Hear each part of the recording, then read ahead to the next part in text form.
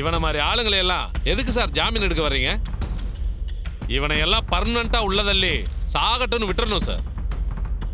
Sir சின்ன பையன் sir, ஏதோ தெரியாம பண்ணிட்டான். இனிமே இந்த மாதிரி செய்ய மாட்டான் சார்.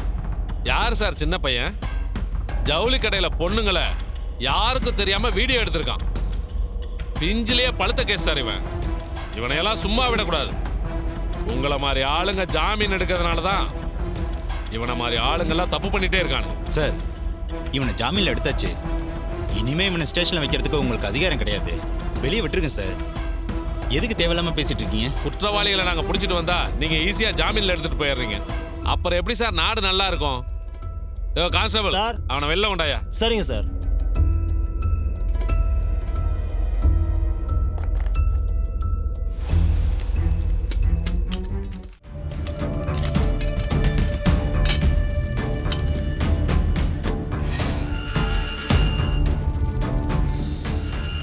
சார் கூப்பிடுறாரு, போ.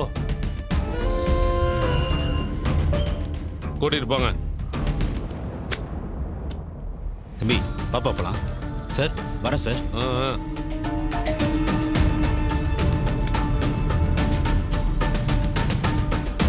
சார் இவனை வெளியே எடுத்தாச்சு.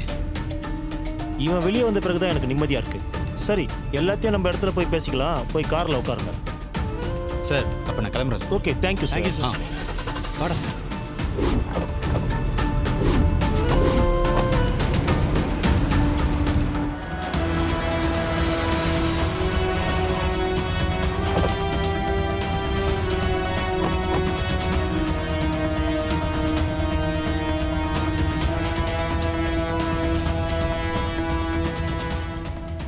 வாங்க சார்.